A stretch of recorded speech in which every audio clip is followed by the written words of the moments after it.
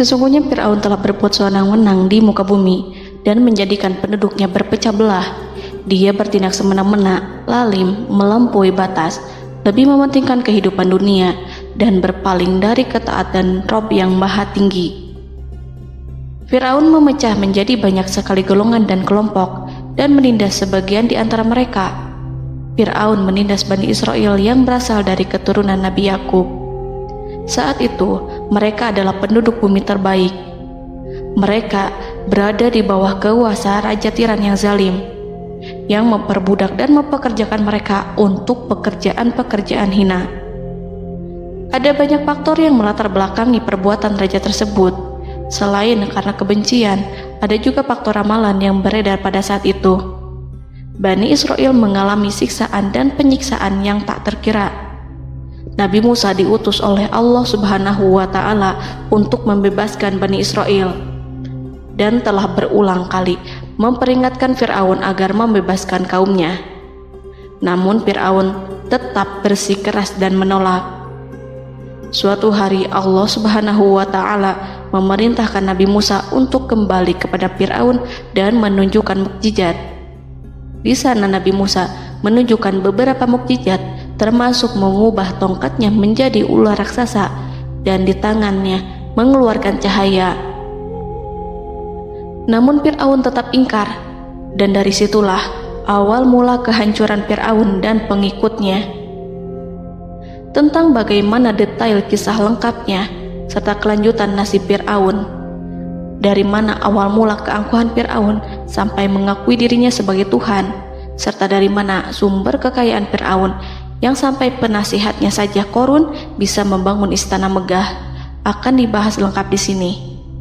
Namun sebelum saya melanjutkan kisahnya, dimohon kepada pemirsa untuk menonton video ini sampai selesai, supaya tidak ada kesalahpahaman dalam memahami isi cerita, serta mohon bantu channel ini semakin berkembang dengan cara subscribe dan berikan like serta komen positifnya. Semoga bantuan pemirsa sekalian menjadi amal jariah dan bernilai pahala di sisinya. Bismillahirrahmanirrahim. Fir'aun menguasai seluruh negeri. Seiring dengan makmurnya negeri Mesir, kekuasaan Fir'aun semakin hari semakin bertambah. Fir'aun berkuasa tanpa ada yang berani menentang, dan dia membuat keputusan sesuka hatinya. Bahkan dengan kesombongannya, dia sampai berani mengaku sebagai Tuhan. Gelar Fir'aun Raja Mesir kuno punya pengaruh besar yang diyakini sebagai seorang yang bertanggung jawab untuk melindungi dunia pada saat itu. Fir'aun bukanlah nama seseorang, melainkan sebutan dalam Al-Quran yang merujuk pada seorang Raja Mesir yang sombong, suka menindas, dan sering melampaui batas, yang hidup ketika Nabi Musa alaihi salam bayi sampai dirinya dibinasakan oleh Allah di Laut Merah. Fir'aun merupakan sebuah gelar bagi raja-raja Mesir yang muncul di era New Kingdom.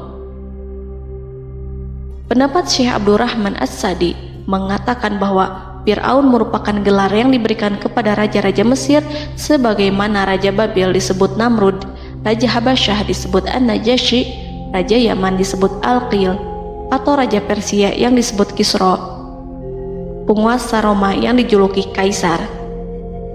Sebutan Fir'aun dalam Al-Quran ini menjurus pada Raja Mesir yang hidup pada tahun 1527 sampai 1407 sebelum Masehi.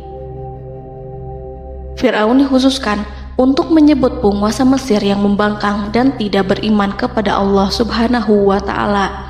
Sedangkan yang beriman kepadanya dikenal dengan nama Malik, yang saat itu hidup di zaman Nabi Yusuf alaihi salam. Sebagian ahli sejarah mengatakan bahwa penguasa Mesir pada masa Nabi Yusuf disebut Al-Malik atau Raja, tidak disebut Fir'aun, karena kedua penguasa ini berbeda asal daerahnya. Penguasa Mesir pada masa Nabi Yusuf berasal dari Mesir pesisir, sehingga mudah untuk menerima perubahan.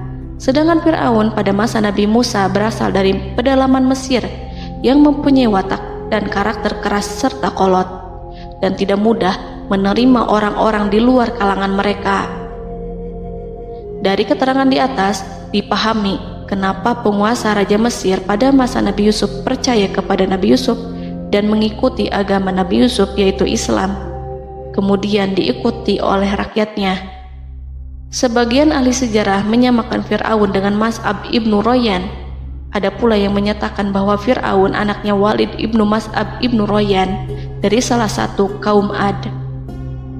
Para Fir'aun Mesir kuno memperoleh kekayaan dan membangun kerajaan mereka yang megah melalui berbagai sumber.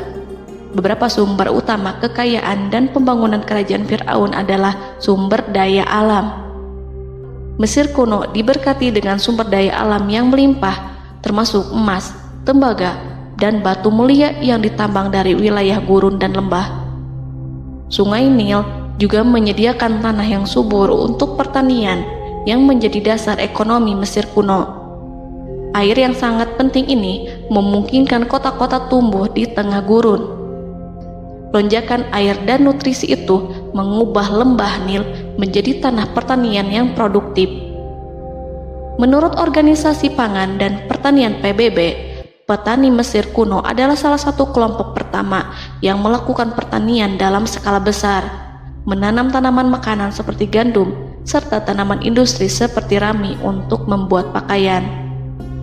Sungai Nil mengalir ke utara sejauh 4.160 mil dari timur tengah Afrika ke Laut Tengah, yang memberikan Mesir kuno tanah subur dan air untuk irigasi. Untuk memaksimalkan pemanfaatan air Sungai Nil, petani Mesir kuno mengembangkan sistem irigasi cekungan. Mereka membangun jaringan tanggul berbahan tanah untuk membentuk cekungan. Kemudian mereka menggali saluran untuk mengarahkan air banjir ke dalam cekungan, di mana air akan menggenang selama sebulan hingga tanah jenuh dan siap untuk ditanami. Selain itu, Sungai Nil dapat dimanfaatkan untuk mengangkut material proyek-proyek konstruksi. Untuk mendapatkan manfaat dari Sungai Nil, orang yang tinggal di tepi sungainya harus mencari cara mengatasi banjir tahunan sungai ini. Untuk memprediksi apakah mereka akan menghadapi banjir yang bisa mengakibatkan panen buruk, orang Mesir kuno membangun nilometer atau pilar batu dengan tanda menunjukkan tingkat air. Mereka mengembangkan keterampilan dan teknologi baru dari pertanian hingga pembuatan perahu dan kapal. Sungai Nil juga merupakan rute transportasi penting karena memainkan peran sentral dalam peradaban Mesir kuno. Orang Mesir menjadi ahli dalam membangun perahu dan kapal untuk mengangkut berbagai barang, termasuk ternak, sayuran, ikan, roti, dan kayu.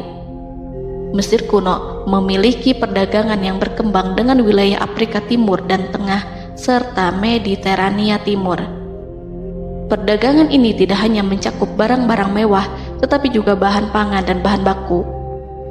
Fir'aun juga memiliki semua tanah di Mesir dan mengumpulkan pajak dari rakyatnya. Raja Fir'aun juga memperlakukan rakyat dengan kejam tanpa belas kasihan.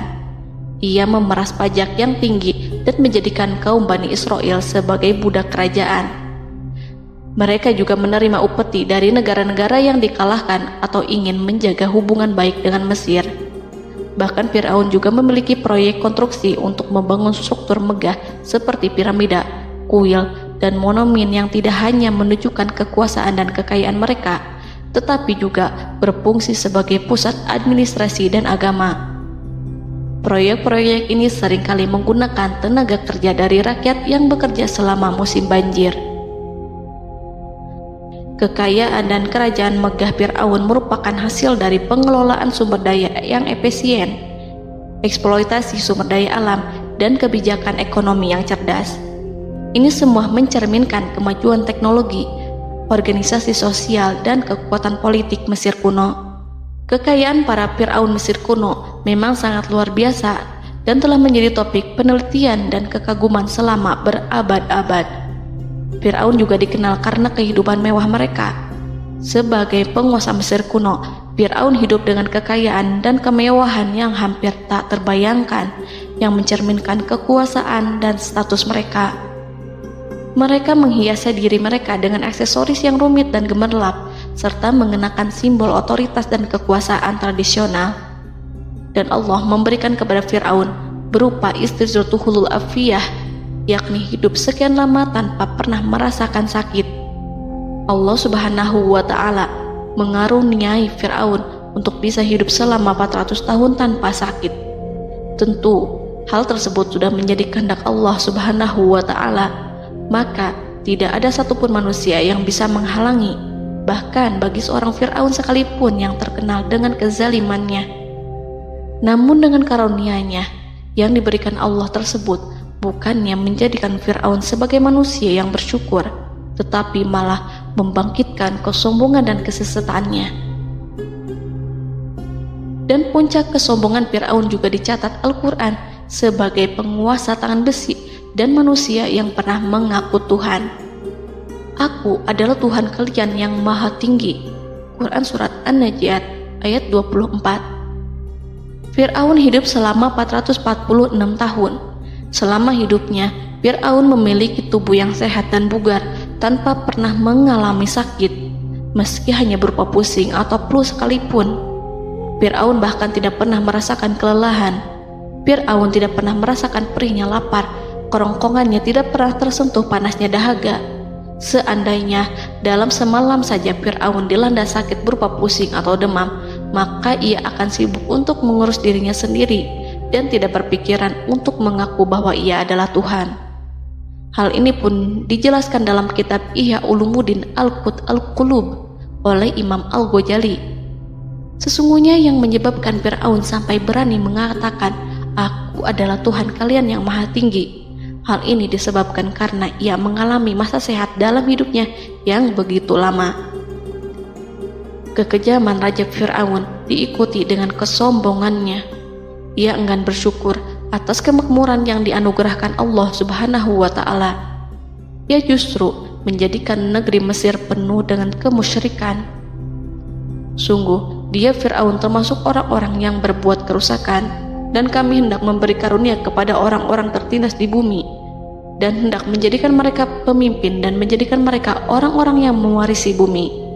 Dan kami teguhkan kedudukan mereka di bumi, dan kami perlihatkan kepada Fir'aun dan Haman bersama bala tentaranya apa yang selalu mereka takutkan dari mereka. Surat Al-Qasas ayat 1-6. Haman yang merupakan penasihat dan sekaligus pelaksana proyek pembangunan menara untuk Fir'aun yang ikut berkontribusi dalam kesesatan Fir'aun, dan dia juga yang menjadi aktor utama atas kezaliman Fir'aun yang nantinya memberikan nasihat kepada Fir'aun dan mendorongnya untuk menolak ajaran Nabi Musa alaihi salam. Faktor yang mendorong Fir'aun melakukan tindakan keji ini adalah Bani Israel yang mempelajari suatu hal yang mereka riwayatkan dari Ibrahim, bahwa suatu saat nanti akan lahir seorang anak Bani Israel yang akan menghancurkan kekuasaan Raja Mesir. Berita gembira ini terjadi saat insiden antara Sarah, istri Nabi Ibrahim alaihissalam, dengan Raja Mesir yang saat itu berniat jahat terhadap Sarah. Namun Allah menjaganya. Berita gembira ini santer terdengar di antara Bani Israel. Kaum Kipti juga membicarakan berita ini, hingga sampailah juga ke telinga Fir'aun. Sebagian amir dan orang-orang dekat Fir'aun menyampaikan hal itu kepadanya saat tengah berbincang pada malam hari. Waktu itu Fir'aun langsung menginstruksikan untuk membunuh seluruh anak laki-laki Bani Israel untuk mengantisipasi kelahiran anak yang dimaksud. Tapi apa boleh buat, kewaspadaan sama sekali tidak bisa menghindari takdir. Suatu ketika, Fir'aun bermimpi seakan-akan api datang dari arah Baitul Maqdis lalu membakar semua rumah Mesir dan seluruh kaum Kipti. Namun, api tersebut tidak membahayakan Bani Israel. Saat bangun, Fir'aun merasa takut oleh mimpi itu. Ia kemudian mengumpulkan seluruh paranormal dan tukang sihir. Fir'aun bertanya kepada mereka terkait mimpi itu. Mereka berkata, akan lahir seorang bayi laki-laki dari kalangan Bani Israel yang akan menghancurkan penduduk Mesir. Sebab itulah Fir'aun memerintahkan untuk membunuh anak laki-laki dan membiarkan hidup anak perempuan. Fir'aun sangat mewaspadai agar Musa tidak lahir, hingga menunjuk sejumlah laki-laki dan dukun beranak berpatroli memeriksa para wanita hamil dan mendata waktu kelahiran mereka. Jika ada yang melahirkan anak laki-laki, si bayi langsung disembelih oleh para algojo seketika itu juga. Allah berfirman, kami mengilhamkan kepada ibu Musa, susuilah dia Musa. Jika engkau khawatir atas keselamatannya, hanyutkanlah dia ke sungai Nil dalam sebuah peti yang mengapung. Janganlah engkau takut dan janganlah pula bersedih. Sesungguhnya kami pastikan mengembalikan kepadamu dan menjadikan sebagai salah seorang rasul.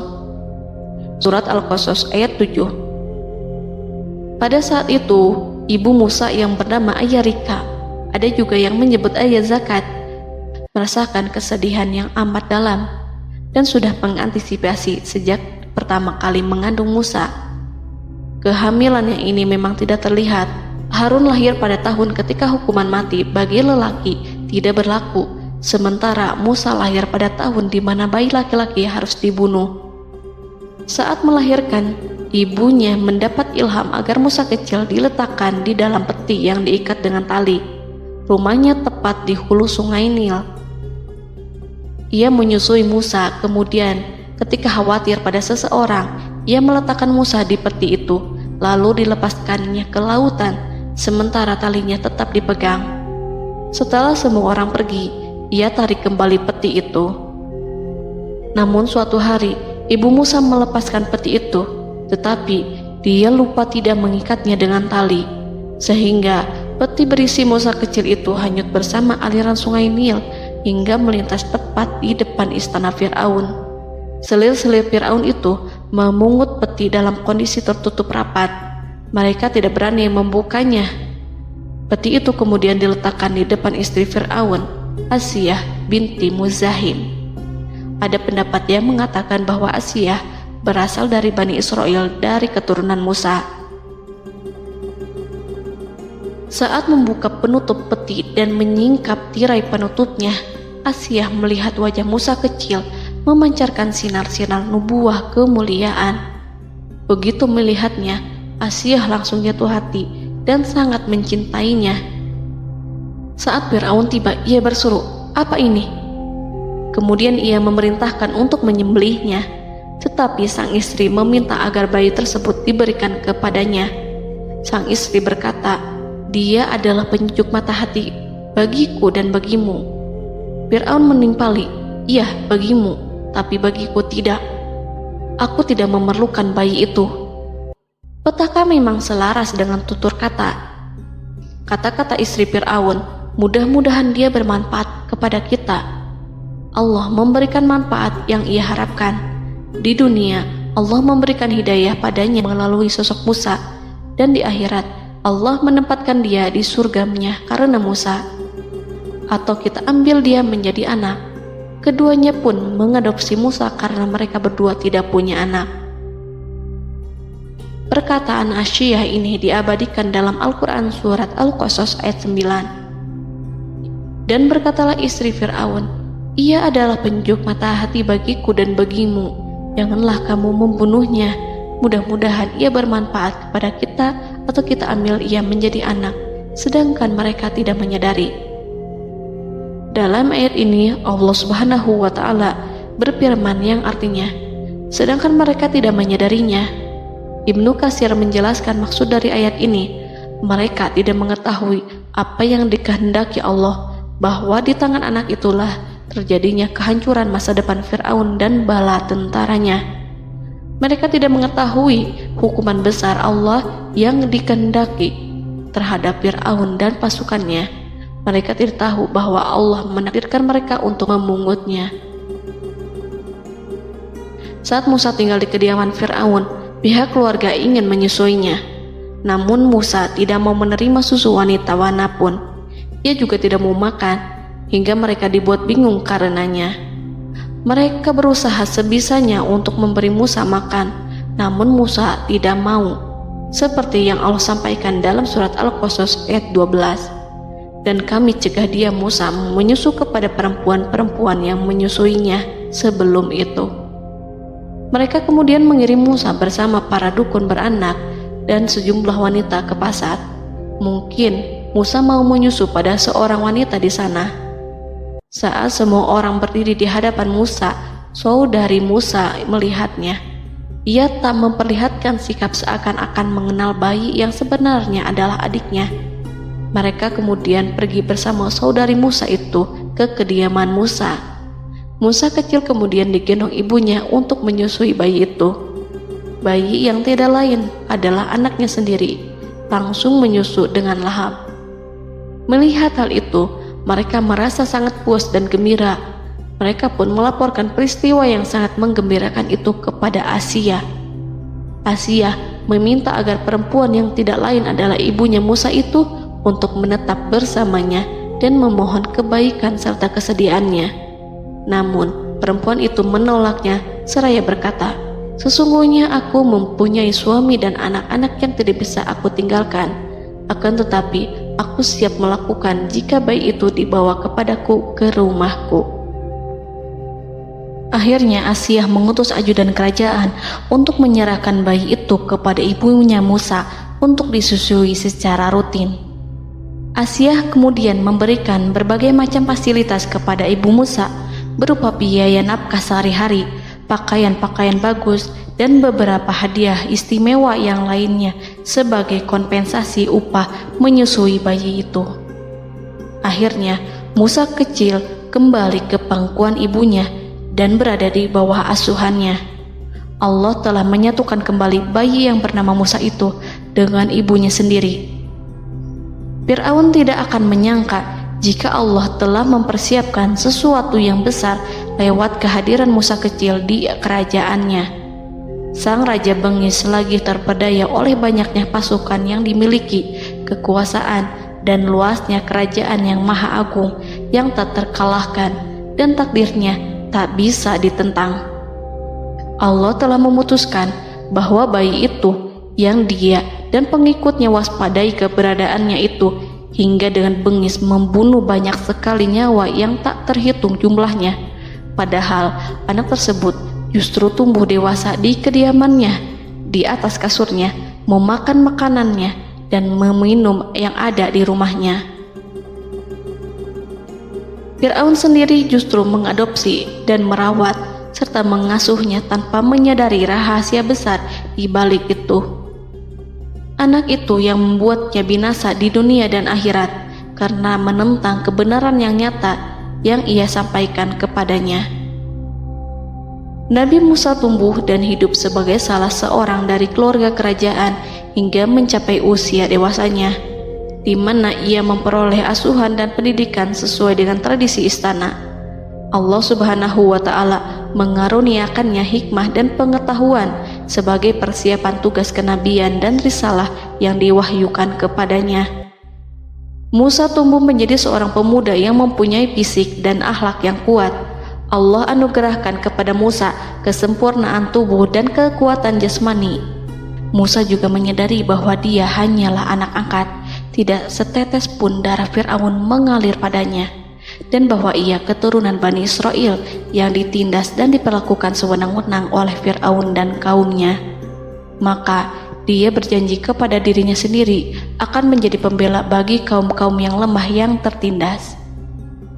Kekuatan fisik Nabi Musa memang tidak bisa diragukan. Itu terbukti pada saat Nabi Musa mampu mengangkat batu penutup sumur seorang diri, padahal batu itu hanya bisa diangkat oleh 10 orang laki-laki. Peristiwa kedua saat perkelahian antara Bani Israel dan orang Kipti atau kaumnya Fir'aun, suku asli Mesir. Saat orang Israel meminta pertolongan kepada Musa untuk mengalahkan orang Kipti, Musa menghampiri orang Kipti tersebut. Dengan tangan terkepal, Musa meninju orang Kipti dan matilah musuhnya itu. Orang Kipti hanya mati karena pukulan itu. Musa tidak sengaja dan tidak bermaksud untuk membunuh orang Kipti. Musa hanya berniat membuatnya jera. Dan karena peristiwa itulah Nabi Musa pergi meninggalkan Mesir, karena Musa takut terhadap Fir'aun dan tentaranya yang akan membunuhnya.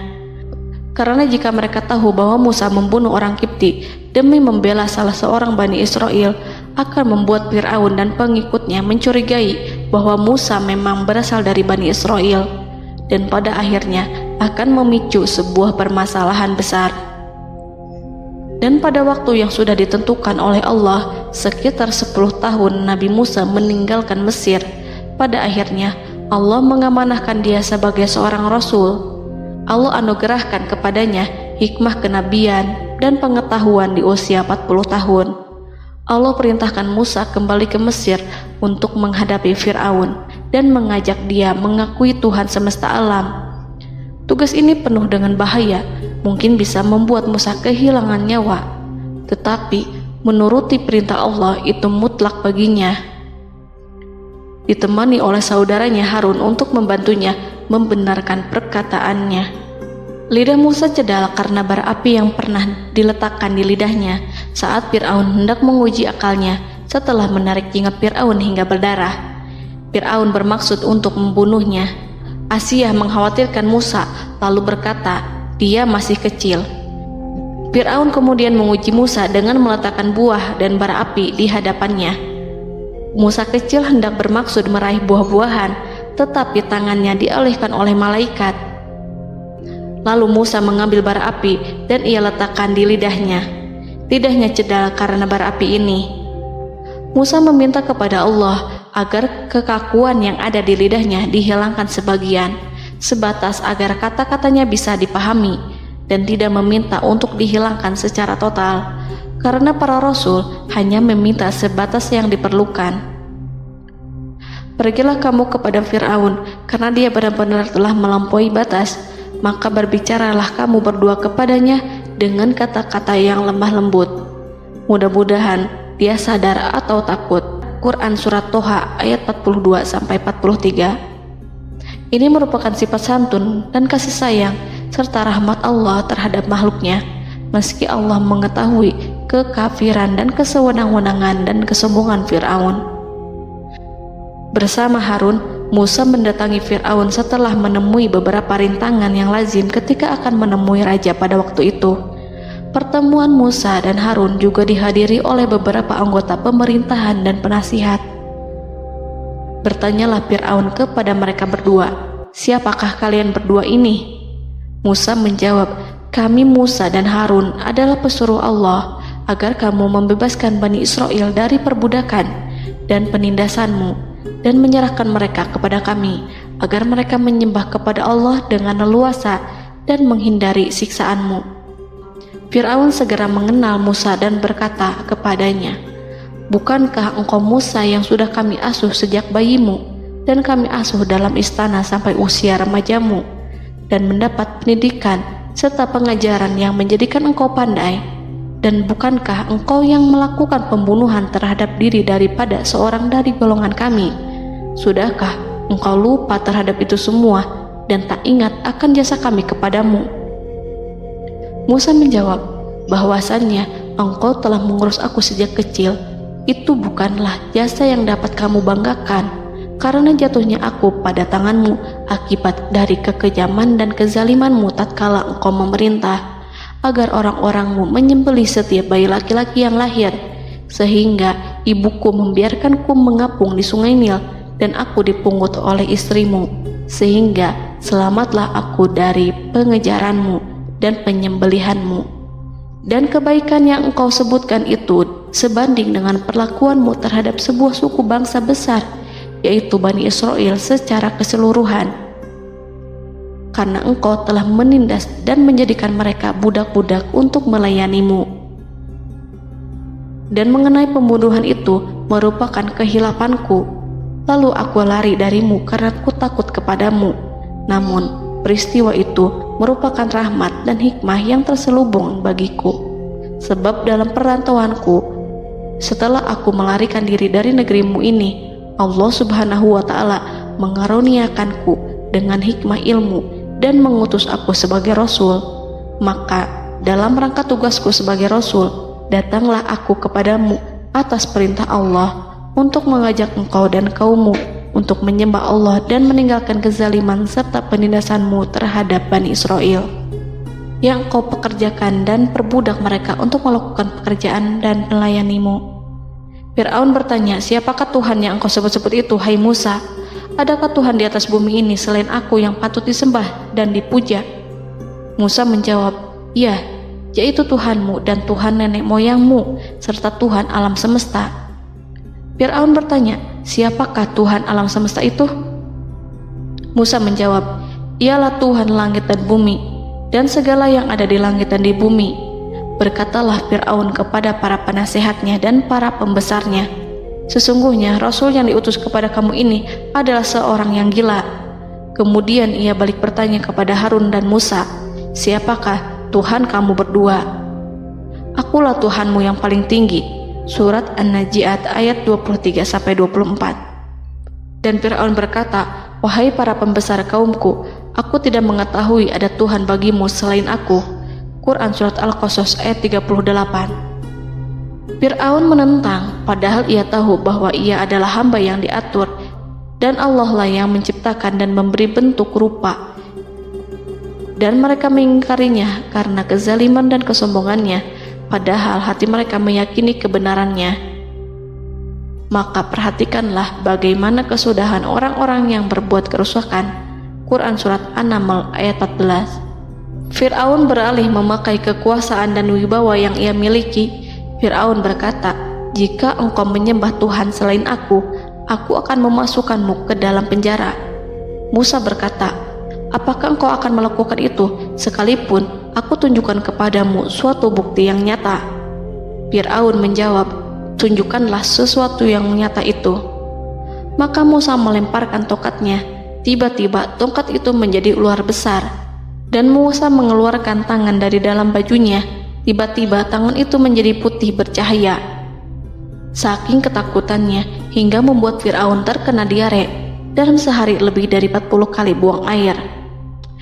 Namun Fir'aun sebagai raja yang mengaku Tuhan tentu tidak akan begitu saja menyerah kepada Musa, walaupun telah diperlihatkan 2 mukjizat.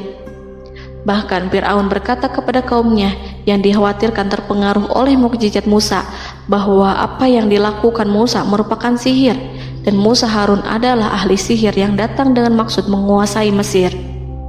Salah satu penasehatnya, yaitu Haman, mengusulkan agar mengumpulkan semua ahli sihir dari berbagai penjuru kerajaan untuk bertanding mematahkan sihir Musa, yang tanpa pikir panjang Fir'aun setujui.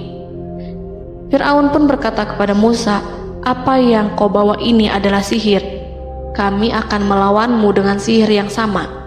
Fir'aun pun kemudian meminta Musa untuk bertemu pada waktu dan tempat yang disepakati, dan langsung disetujui Nabi Musa tanpa ragu sedikit pun. Inilah salah satu tujuan terbesar Musa untuk memperlihatkan ayat-ayat hujah dan bukti-bukti nyata Allah di hadapan halayak ramai. Dengan berbekal pertolongan Allah, Musa yakin akan menang melawan para ahli sihir itu. Maka pada waktu yang sudah ditetapkan, yakni pada permulaan hari, saat cahaya matahari mulai terik menyengat, sehingga kebenaran akan terlihat terlebih jelas dan nyata, orang-orang berbondong-bondong menuju tempat yang sudah ditentukan untuk melihat pertandingan sihir yang sudah dihadiri ribuan tukang sihir. Menurut Muhammad bin Ka'ab, mereka berjumlah 80.000 ahli sihir. Mereka sudah dijanjikan hadiah dan uang yang besar jika berhasil mengalahkan Musa. Para penyihir istana berkata, wahai Musa, apakah engkau yang mau lebih dahulu ataukah kami? Musa menjawab, silahkan kalian lebih dahulu. Maka ketika tali-tali dan tongkat-tongkat ahli sihir dilemparkan, tiba-tiba berubah menjadi seakan-akan ia merayap cepat karena sihir mereka. Ada rasa takut yang menyelimuti hati Musa, takut jika orang-orang terkena fitnah sihir dan tipu daya mereka. Namun Allah langsung menguatkan Musa dan berkata yang diabadikan dalam Quran Surat Toha ayat 65-69, janganlah engkau takut, sungguh engkaulah yang unggul, dan lemparkanlah apa yang ada di tangan kananmu, niscaya ia akan membuat. Apa yang mereka buat itu hanyalah tipu daya tukang sihir belaka, dan tidak akan menang tukang sihir itu dari manapun ia datang. Saat Musa melemparkan tongkat, tongkat itu berubah menjadi ular besar yang memiliki kaki berleher besar dan bentuk yang menakutkan, hingga semua orang lari dan menjauh. Ular itu kemudian menelan tali-tali para tukang sihir dengan satu persatu dengan gerakan super cepat. Semua orang melihatnya dengan penuh keheranan, sementara para tukang sihir mereka tercengang dan bingung kala melihatnya. Mereka melihat sesuatu yang sama sekali tidak pernah terlintas di benaknya dan juga berada di luar bidang yang mereka kuasai. Saat itulah mereka tahu pasti bahwa yang mereka lihat itu bukanlah sihir, sulap, khayalan ilusi ataupun kebohongan semata, tetapi sebuah kebenaran yang hanya bisa dilakukan oleh Yang Maha Benar, yang mengutus mukjizat tersebut dengan benar. Allah menyingkap tabir kelalaian dari hati mereka, menyinarinya dengan petunjuk yang Ia ciptakan dan menyingkirkan gumpalan keras di hatinya. Mereka segera bertaubat dan tunduk sujud kepadanya. Dengan lantang mereka mengatakan kepada semua yang hadir tanpa memperdulikan hukuman ataupun siksaan apapun, "Kami beriman kepada Rob seluruh alam, yaitu Tuhannya Musa dan Harun." Fir'aun yang congkak dan sombong tentu sangat marah dengan apa yang disaksikannya itu ketika melihat ahli-ahli sihirnya begitu cepat menyerah dan mengakui kekalahan kepada Musa, bahkan menyatakan beriman kepada Tuhan Musa dan Harun. Tindakan itu dianggapnya sebagai pelanggaran terhadap kekuasaannya dan penentangan terhadap ketuhanannya dan merupakan tamparan bagi kewibawaannya. Fir'aun berkata kepada mereka, "Apakah kalian telah beriman kepada Musa sebelum aku memberi izin? Kenapa kalian tidak terlebih dahulu bermusyawarah kepadaku sebelum melakukan tindakan keji di hadapan rakyatku ini? Dia itu pemimpinmu yang mengajarkanmu sihir, dan bukankah ini adalah persengkongkolanmu terhadapku? Musa dapat mengalahkan kamu sebab ia mungkin merupakan guru dan pembesar yang mengajari sihir kepadamu, dan kamu telah mengaturnya, dan sandiwaramu ini tak akan kubiarkan. Akan kupotong tangan dan kakimu secara bersilang, dan sungguh aku akan salib kamu pada pangkal pohon kurma sebagai balasan dan hukuman atas pengkhianatanmu ini." Walaupun melihat langsung kebenarannya, Fir'aun tetap tidak percaya. Dia tidak suka keyakinan para penyihir terhadap Musa. Para penyihir itu yang telah mengakui keimanan mereka kepada Allah tak merasa gentar ataupun takut, karena ketika para tukang sihir itu sujud, mereka melihat rumah dan istana-istana di surga yang telah dipersiapkan untuk mereka. Semuanya dirias untuk menyambut kedatangan mereka. Karena itu, mereka tidak peduli dengan ancaman Fir'aun. Setelah peristiwa kekalahan penyihir Fir'aun dengan mukjizat Nabi Musa itu, Fir'aun serta penasihat dan para pembesarnya, termasuk Haman, merencanakan penindasan yang lebih kejam untuk kaum Bani Israel dan merencanakan pembunuhan terhadap Nabi Musa. Fir'aun khawatir jika gerakan Musa tidak dipatahkan akan mengancam kerajaan dan kewibawaannya yang mengaku sebagai Tuhan. Walaupun sudah diingatkan oleh orang mukmin dari kalangan keluarga Fir'aun agar tidak membunuh Nabi Musa dan menyeru kembali menuju jalan yang benar dan mengingatkan kepada akibat yang buruk yang akan didapati nanti, namun Fir'aun dan penasihatnya tetap berada pada kesesatan. Sebagai balasannya, Allah menghukum Fir'aun dan penduduknya dengan kekeringan dan penyakit yang bertahun-tahun karena menolak Rasulnya. Mereka dilanda banjir bandang, darah yang bercampur dengan seluruh air yang ada. Setiap kali mereka akan mengambil air, baik air sumur ataupun air sungai Nil, pasti akan berubah menjadi darah segar. Serbuan belalang pun tidak bisa mereka hindari. Belalang menghinggapi tanaman hingga tak menyisakan satupun buah, daun ataupun rumput. Serangan hama dan wabah katak juga mengerumuni mereka hingga berjatuhan di makanan, wadah-wadah, sampai-sampai ketika ada yang membuka mulut untuk makan ataupun minum, pasti ada katak yang jatuh di situ. Semua hukuman itu hanya menimpa Fir'aun dan pengikutnya, sama sekali tidak menimpa Nabi Musa dan Bani Israel. Namun mereka tidak belajar ataupun berubah, mereka tetap saja kafir dan hanyut dalam kejahatan. Setiap kali Allah timpakan hukuman kepada Fir'aun dan pengikutnya, mereka bersumpah dan berjanji kepada Musa untuk beriman. Namun ketika hukuman itu dihilangkan, mereka ingkar janji berpaling dan kembali kepada keburukan seperti sedia kala. Dari semua penderitaan ini, Allah perintahkan Musa membawa pengikutnya keluar dari Mesir, memulai perjalanan berbahaya antara hidup dan mati. Setelah mengetahui keberangkatan Nabi Musa dan Bani Israel, Fir'aun bersama tentaranya bergerak untuk membantai mereka. Dengan pasukan besar yang berjumlah lebih dari 1.600.000 personil, ditambah 100.000 ekor kuda berwarna hitam legam, Fir'aun berhasil mengejar rombongan Nabi Musa yang saat itu berjumlah 600.000 prajurit di pantai Laut Merah saat matahari terbit. Pasukan Fir'aun mengepung mereka dari semua arah. Di belakang mereka ada tentara Fir'aun yang kejam, sementara di hadapan mereka Laut Merah yang membentang luas. Kala situasi kian genting dan Fir'aun beserta seluruh pasukannya mendekat dengan kesungguhan hati, diperkuat dan persenjataan, juga dengan amarah dan kedengkian, penglihatan tidak menetap mengarah ke suatu tujuan, dan hati naik menyesak sampai ke tenggorokan. Saat itulah Yang Maha Penyantun lagi kuasa, Rob Arsy yang mulia, mewahyukan kepada Musa, "Pukullah laut itu dengan tongkatmu." Maka tatkala Musa memukulkan tongkatnya ke lautan, laut itu pun terbelah. Air lautan berdiri tegak laksana gunung yang terbelah oleh kuasa yang maha agung, yang bersumber dari zat yang mengatakan kepada sesuatu, "Jadilah," maka jadilah sesuatu itu. Allah memerintahkan angin barat untuk menyapu kerikil-kerikil hitam lautan, hingga dasar lautan berubah menjadi tanah yang kering, yang tidak melekat pada kaki-kaki kuda dan hewan. Allah memerintahkan Musa untuk melintas bersama kaumnya. Mereka segera turun melintas dengan senang.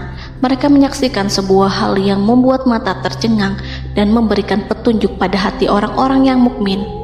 Setelah Musa bersama kaumnya melintas secara keseluruhan dan keluar dari lautan, saat itulah pasukan garis depan Fir'aun baru masuk. Saat itu Musa bermaksud memukulkan tongkat ke lautan agar kondisi laut kembali seperti sedia kala, agar Fir'aun dan pasukannya tidak bisa mengejar. Tapi Allah yang Maha Kuasa dan pemilik keluhuran memerintahkan agar lautan tetap dibiarkan seperti itu, seperti yang Ia firmankan. Saat Musa membiarkan lautan dalam kondisi terbelah dan Fir'aun tiba di tepi pantai, ia melihat sesuatu yang dahsyat. Kondisi ini membuatnya tercengang, dan ia tahu betul bahwa apa yang dilihatnya adalah pekerjaan Rob Arsy yang mulia, seperti halnya mukjizat lain yang pernah ia lihat sebelumnya. Fir'aun berhenti dan tidak maju. Ia menyesal karena mengejar Bani Israel dalam situasi seperti ini, di saat penyesalan tiada lagi membawa guna. Namun Fir'aun memperlihatkan sikap tangguh dan kuat di hadapan para pasukannya dan memperlakukan mereka layaknya musuh. Jiwa kafir dan watak keji Fir'aun mendorong dirinya mengatakan kepada kaum yang ia perdaya hingga patuh dan mengikuti kebatilannya, "Lihatlah bagaimana lautan ini terbelah agar aku bisa mengejar budak-budakku yang melarikan diri dari kekuasaanku, menyimpang dari ketaatanku, dan meninggalkan negeriku." Fir'aun bersembunyi di barisan belakang dengan harapan ia bisa selamat, tapi mustahil ia bisa selamat. Fir'aun terlihat maju mundur. Dan pada kesempatan itu, Jibril menampakkan diri dalam wujud seorang penunggang kuda perawan, lalu melintas di hadapan kuda jantan yang ditunggangi oleh Fir'aun. Kuda yang ditunggangi Fir'aun meringik menghampiri kuda yang ditunggangi Jibril. Fir'aun kemudian masuk ke dalam lautan hingga mendahului kuda dengan tangkas dan cepat. Fir'aun tidak pun hindari mara bahaya dari dirinya ataupun mendatangkan manfaat. Mereka segera menyusul hingga semuanya berada di lautan. Setelah bagian depan hendak mencapai tepi, Allah memerintahkan Musa melalui wahyu untuk memukul lautan dengan tongkat. Musa memukul lautan dengan tongkat. Lautan kembali menyatu seperti sedia kala dan menenggelamkan mereka semua. Tak seorang pun yang selamat. Allah menggambarkan tentang bagaimana Fir'aun didengkot orang-orang kafir Kipti tenggelam. Gelombang besar sesekali turun dan sesekali naik membawa Fir'aun.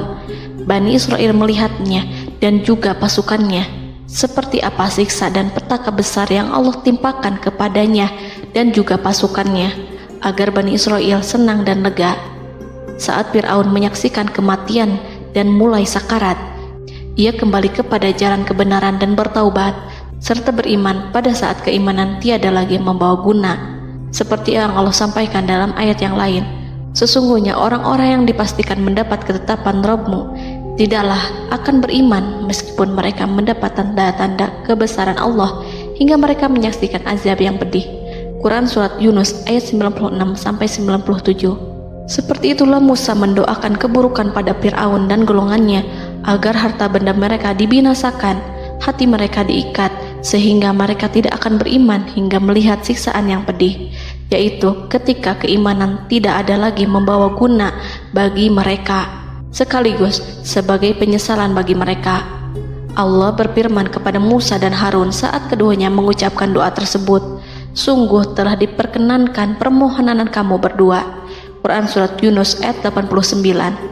Siksaan yang ditimpakan kepada Fir'aun dan pasukannya ini merupakan jawaban atas doa Musa dan saudaranya Harun.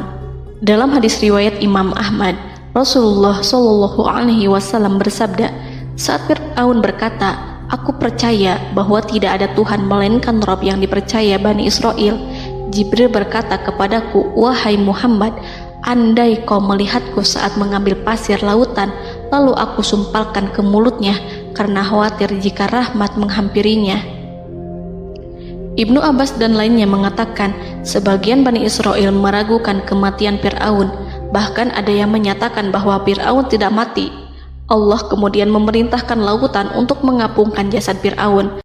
Maka pada hari ini kami selamatkan jasadmu, yaitu dengan mengenakan baju perang yang dengannya kau dikenali, agar engkau dapat menjadi pelajaran bagi orang-orang yang datang setelahmu, yaitu agar kau menjadi bukti bagi Bani Israel atas kekuasaan Allah yang membinasakan Fir'aun.